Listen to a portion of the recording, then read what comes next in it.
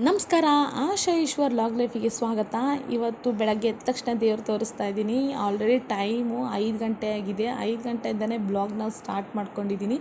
ಇವತ್ತು ಯಾಕೆ ಇಷ್ಟು ಜಲ್ದಿ ಇದ್ದೀವಿ ಅಂದರೆ ನಮ್ಮನೆ ದೇವಸ್ಥಾನಕ್ಕೆ ಹೋಗಬೇಕು, ಉಚ್ಚಂಗಮ್ಮನ ದೇವಸ್ಥಾನಕ್ಕೆ. ಹಾಗಾಗಿ ಜಲ್ದಿ ಎದ್ದು ಎಲ್ಲರೂ ಕೂಡ ಒಂದೊಂದು ಕೆಲಸದಲ್ಲಿ ಫುಲ್ ಬ್ಯುಸಿ ಆಗಿಬಿಟ್ಟಿದ್ದೀವಿ. ನಾನು ಹೊರಗಡೆ ಬಾಗಿಲು ಕಸ ಗುಡಿಸಿದ್ದಿಲ್ಲ, ಹಾಗಾಗಿ ಬಾಗಿಲು ಕಸ ಗುಡಿಸೋಣ ಅಂತ ಹೊರಗಡೆ ಬಂದೆ. ಹೊರಗಡೆ ಇನ್ನೂ ಕತ್ತಲಾಗಿದೆ, ಯಾರು ಕೂಡ ಎದ್ದಿಲ್ಲ.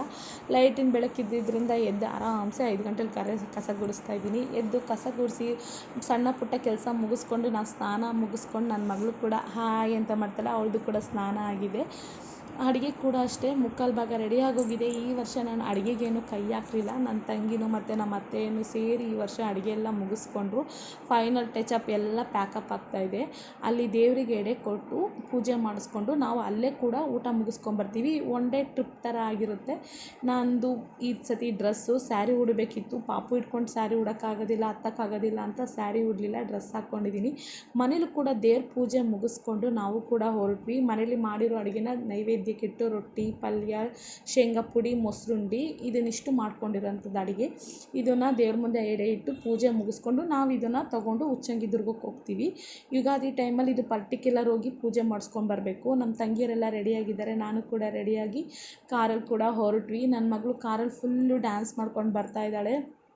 ಡ್ಯಾನ್ಸ್ ಮಾಡ್ಕೊಂಡು ಹೋಗೋಷ್ಟೊತ್ತಿಗೆ ಟೈಮು ಹಾಗೇ ಹೋಯ್ತು. ಎಷ್ಟೇ ಜಲ್ದಿ ಎದ್ದು ಕೆಲಸ ಮುಗಿಸೋಷ್ಟೊತ್ತಿಗೆ ಟೈಮ್ ಆವಲೆ 9 o'clock ಆಗೇ ಹೋಗಿತ್ತು. ಬಿಸಿಲು ಕೂಡ ಬಂದುಬಿಟ್ಟಿತ್ತು. ಅಲ್ಲಿ ಗುಡ್ಡದ ಮೇಲೆ ದೇವಸ್ಥಾನ ಇರೋದು. ಇದು ಮೂಲ ಸ್ಥಾನ ಇರೋದು ಚಿತ್ರದುರ್ಗ ಅಂತೆ. ಬಟ್ ಇಲ್ಲಿ ಅನಿವಾರ್ಯ ಕಾರಣದಿಂದ ಏನೋ ಸುರಂಗ ಮಾರ್ಗ ಹೊಡ್ಕೊಂಡು ಇಲ್ಲಿ ಒಡಮೂಡಿದ್ದಾಳೆ ಅಂತ ಅಂತಾರೆ.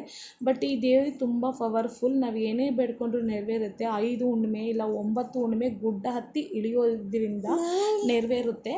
ನಾವು ಕೂಡ ಮಕ್ಕಳಿಲ್ದವರಿಗೆ ಮಕ್ಕಳಾಗುತ್ತೆ, ಮದುವೆ ಆಗಿದ್ದವರಿಗೆ ಮದುವೆ ಕೂಡ ಆಗುತ್ತೆ. ನಿಜವಾಗ್ಲೂ ನಮಗೂ ಕೂಡ ಅಷ್ಟೇ. ಮದುವೆಯಾಗಿ 2 years ಆದರೂ ಮಕ್ಕಳಾಗಿದ್ದಾಗ 9 ಹುಣ್ಣಿಮೆ ಹತ್ತಿದ ಮೇಲೆ ನಮಗೂ ಸಹ ಪಾಪು ಆಗಿದ್ದು. ನಿಜವಾಗ್ಲೂ ತುಂಬ ಸ್ಟ್ರಾಂಗ್ ಇರೋ ದೇವರು.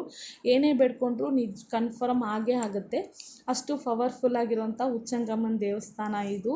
ಹಾಗೂ ಈಗ ಗುಡ್ಡ ಹತ್ಕೊಂಡು ಉಚ್ಚಂಗಮ್ಮನ ದೇವಸ್ಥಾನಕ್ಕೆ ಬಂದ್ವಿ. ಎಂಟ್ರೆನ್ಸೇ ಪಾದಗಟ್ಟೆ ಅಂತ ಸಿಗುತ್ತೆ. ನಾವು ತಂದಿರುವಂಥ ಮನೆಯಿಂದ ನೈವೇದ್ಯನ ಪಾದಗಟ್ಟೆಯಲ್ಲಿ ಇಟ್ಟು ಪೂಜೆ ಮುಗಿಸ್ಕೊಂಡು ಅಲ್ಲೇ ಪ್ರಸಾದನ ಒಂದು ದೊಡ್ಡ ಬೋಲ್ ಇಟ್ಟಿರ್ತಾರೆ, ಅಲ್ಲಿ ಬೇಷನ್ ಇಟ್ಟಿರ್ತಾರೆ, ಅದರೊಳಗೆ ಹಾಕಿ ನಾವು ಸೀದಾ ಮೇಲೋಗಬೇಕು. ಒಳಗಡೆ ಹಣ್ಣು ಕಾಯಿ ಹೊಡೆದು ಪೂಜೆ ಮಾಡ್ಕೊಡೋದಿಲ್ಲ. ಅದೇನಿದ್ರು ಇಲ್ಲೇ ಹಣ್ಣು ಕಾಯಿ ಹೊಡೆದು ಪೂಜೆನ ನಾವೇ ಮಾಡಿಕೊಂಡು ಸೀದಾ ಗರ್ಭಗುಡಿ ಹತ್ರಕ್ಕೆ ಹೋಗಬೇಕು. ಸಿಕ್ಕಾಬಟ್ಟೆ ಕ್ಯೂ.